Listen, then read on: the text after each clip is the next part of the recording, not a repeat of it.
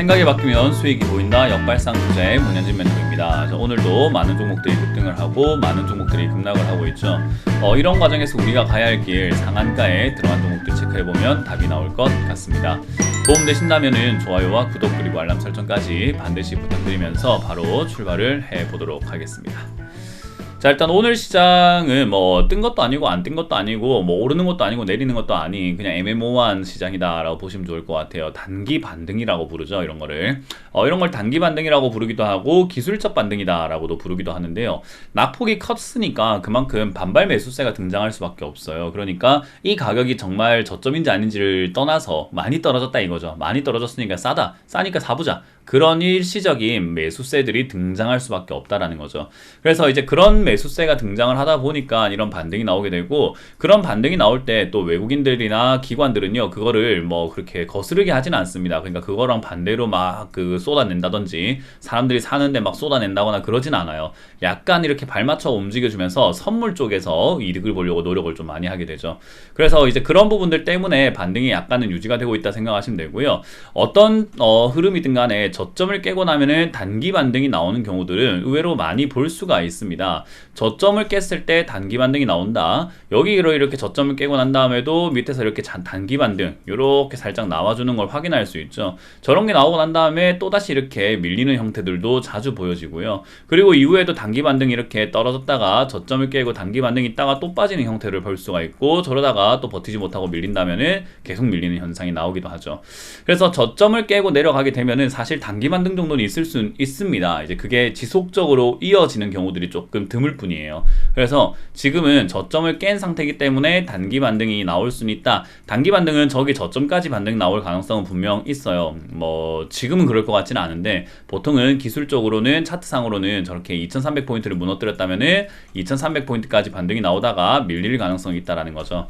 하지만 지금 상황은 유럽 경제가 지금 상당히 취약해져 있는 상태입니다. 유럽이 지금 망가지고 있다라고 봐도 무관할 정도로 유럽, 영국 이런 쪽들이 지금 굉장히 심각해요. 거기다가 지금 에너지 대란이 안 그래도 지금 골치가 아파 죽겠는데 노르트스트림 가스관이 지금 3곳이나 폭발을 하면서 지금 가스 공급이 원활하지 않게 된다면은 기름 수요가 굉장히 높아지게 되겠죠. 그러다 보면 WTI 유가가 또다시 급등을 하게 되고 물가가 또다시 올라가게 되면서 금리를 또 가파르게 올려야 되는 정말 악순환이 발생이 될 수 있습니다.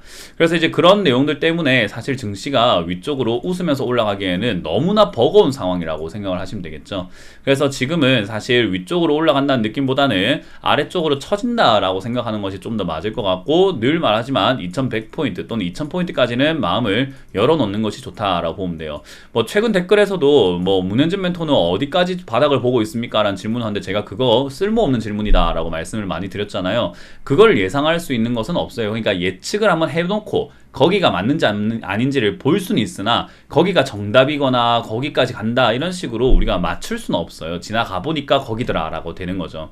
고점도 마찬가지고 저점도 마찬가지입니다. 그렇기 때문에 지금은 어디까지 빠질 거라고 예상하냐라고 했을 때 어디까지 빠질지는 모르겠어요. 2800이 될지 2000이 될지 1800이 될지 또는 2100이 될지는 알 수가 없어요. 하지만 일단 최대한 가능성이 높은 자리로 2000포인트를 예상을 하고 있는 거고, 이 자리까지 갔을 때 패닉셀이 나온다면 1800 또는 그 이하까지도 밀릴 수 있다고 봐야 되는 거기 때문에 사실은 가격을 정해놓고 그 자리까지 내려오면은 좋겠다 라고 생각하기는 조금 힘들죠. 우리 개인 투자자들은 이렇게 불확실한 걸 되게 싫어하기 때문에 사실은 뭔가 좀 확실하게 뭔가 좀 정해주세요. 그래야지 거기까지 빠진다고 생각하고 내가 편할 거 아닙니까? 두 다리 쭉 뻗고 있을 거 아닙니까? 도대체 이거 어디까지 빠질지 모르니까 하루하루가 겁나서 죽겠어요. 이렇게 생각하시는 분들이 많단 말이죠. 하지만 그거는 모든 투자자들이 똑같아요. 어디까지 빠질지 모르는 거는 저도 여러분들도 워렌 버핏도 다 똑같아요. 그렇기 때문에 사실 그런 것 때문에 겁을 먹거나 공포를 느끼고 있는 것보다는 사실 어디까지 빠지는지 지켜보고 있는, 직시할 수 있는 그런 강인한 마인드가 좀 중요하지 않을까 싶어요. 그래서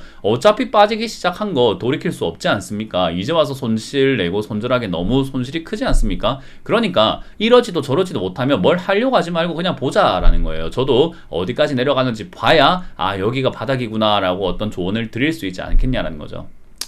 자, 일단 가능성은 2000포인트라고 저는 생각을 하고 있고요. 2000포인트까지 왔을 때 어떤 흐름을 만드냐에 따라서 추가 하락이 가능할 수도 있고 아니면 버텨줄 수도 있을 것이다 라고 보여집니다.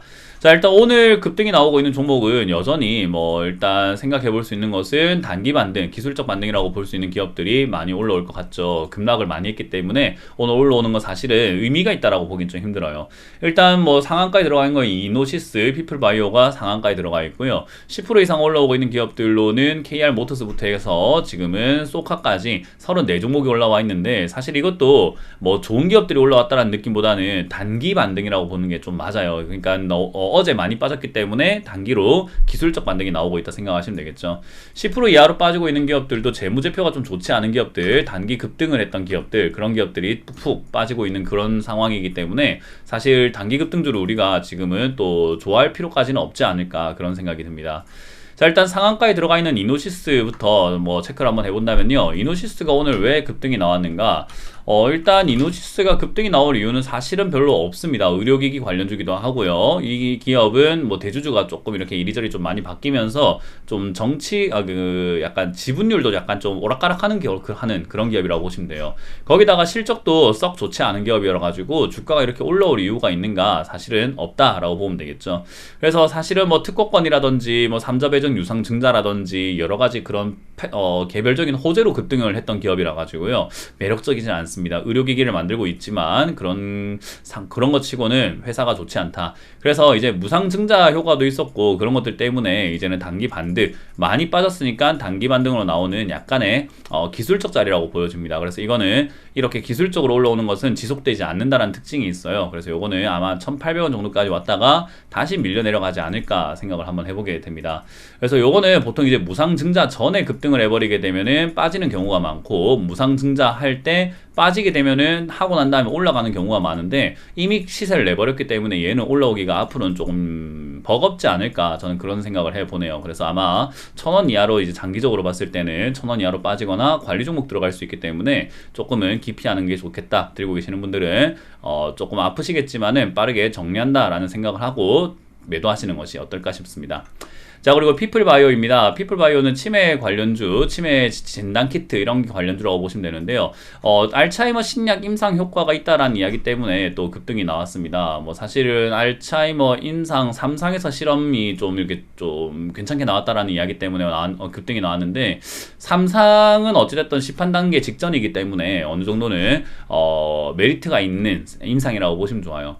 자, 어쨌든 이제 그런 상황에서 회사가 적자인데다가 메리트가 뭐 있을지, 뭐 내용은 정말 좋은 내용이 맞으나 그게 효과가 있다면 정말 치매 뭐 정복한다면 정말 좋은 거 아니겠습니까? 근데 우리가 기억해야 되는 것은 화이자도 15년 동안 치매 약을 개발해 보려고 하다가 치매는 정복하기 어렵다라는 그런 이야기를 한번 했던 적이 있습니다. 그 말은 치매는 정말로 정복하기가 어렵고 접근하기가 어려운 분야라는 거죠. 그래서 이게 한국에서 그런 약을 만들었을 때 정말 기적적인 신약이 아니고서는 주가가 이렇게 올라갈 만한 정도의 매출이 나올 것 같지는 않아요. 그래서 치매 관련 신약이 있다라고 하더라도 진짜 효과가 미친 듯이 입증이 돼야 되는데, 이제 그 정도까지는 아니다. 증상 악화를 억제하는데 효능이 있다라는 정도이기 때문에 사실은 이렇게까지 날아갈 정도는 아닙니다. 요즘에 종목이 이제 뭐 돈이 갈 데가 없다 보니까 돈이 몰려서 그런 것 같고요. 그리고 품절주의 역할을 하고 있는 주식수가 많지 않은 기업이다 보니까 이제 그것 때문에 급등이 나온 것 같아요.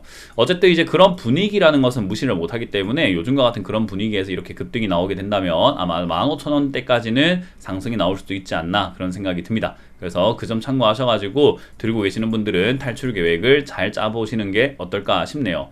어쨌든 상한가가 풀릴 때는 매도한다라고 생각하고 대응하는 게 좋고요. 대화제약도 오늘 급등이 나왔습니다. 오늘 제약 관련주가 3개나 급등이 나와 있는 건데요. 제약 관련주들이 이렇게 가벼운 종목들부터 먼저 움직이게 된다면 나중에 이제 뭐 셀트리온이라던가 좀 이렇게 무게감 있는 종목들, 실적이 좀 좋은 기업들로 수급이 옮겨가게 되어 있습니다. 그렇기 때문에 뭐 지금 제약 바이오들이 이렇게 올라오는 걸 보면서 여러분들이 기대를 하셔야 되는 것은 하나다. 이렇게 제약 바이오주들이 요즘에 좀 이렇게 급등을 하고 있구나, 거기에서 우리가 얻을 수 있는 것들도 분명히 있을 것이다 라고 생각하고 단기적으로 좀 기대를 해보시는 것도 전 나쁘지 않다라고 봅니다.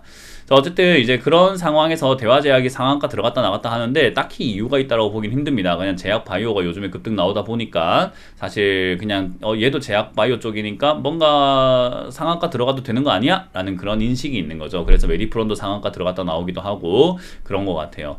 자, 어쨌든 이런 제약 바이오 테마가 움직인다는 건 나쁜 신호는 아닙니다. 그래서 장이 이렇게 하락이 끝나고 나면 제가 생각했던 것처럼 추가 하락이 생긴다든지 해가지고 장 하락이 끝나고 나면은 제약 바이오가 움직일 가능성이 높다라는 힌트는 우리가 알 수 있을 것 같아요. 그래서 여러분들도 제약 바이오 관련주들에 좀 관심을 가져보시는 게 어떨까 생각이 들고요. 제약 바이오뿐만 아니라 지금 이제 우리가 흔히 말하는 리오프닝주라고 하죠. 뭐 화장품 관련주라든지, 그리고 사람들이 조금 의외로 변동성이 너무 크다 보니까 무서워하고 싫어하는 종목 중에 하나인 게임 관련주. 게임 관련주가 굉장히 과대낙폭주기 때문에 사람들이 너무 많이 빠지니까 안 좋은 거 아니야 라고 하는데, 특징이라는 게 있는 거예요. 우리가 무게감이 있는 사람들은 별로 움직이지 않고, 그죠? 배가 튼튼하고 무게감이 있으면은 배가 이렇게 출렁출렁을 많이 안 하겠죠. 근데 돛담배라든지 작은 배는 굉장히 출렁출렁 많이 하겠죠.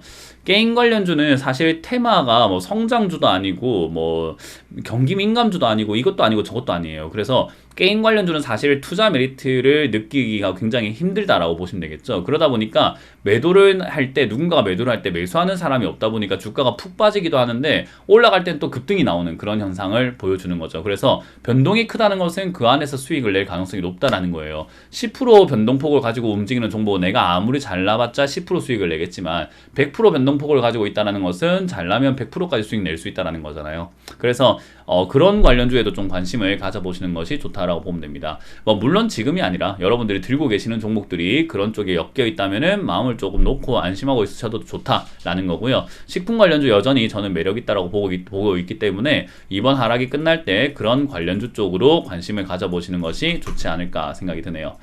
자, 어쨌든 시장 저는 여전히 추가 하락이 있을 거다라고 생각을 합니다. 아직 이 정도 빼려고, 그러니까 요거 가지고 지금 저점을 깬 건 아닌 것 같아요. 이거 보려고 저점 깬 게 아니라 충분히 더 빼려고 저는 저점을 깬 거다라고 보고 있기 때문에 여러분들도 마음을 조금 더 아래쪽으로 열어놓으시는 것이 어떨까 생각이 듭니다. 어쨌든 힘든 시장이지만 뭐 버틸만 하지 않습니까? 저는 이제 버틸만 하다 생각을 하고 있기 때문에 여러분들도 버틸만 할 것이다 라고 믿어 의심치 않습니다. 뭔가를 하려고 하기보다는 뭔가를 하지 않으려고 하는 여러분들이 되시길 바라면서 이 시장 잘 넘어가 보도록 하자라는 생각을 드려봅니다. 지금까지 역발상 투자의 문현진 멘토였습니다. 고맙습니다.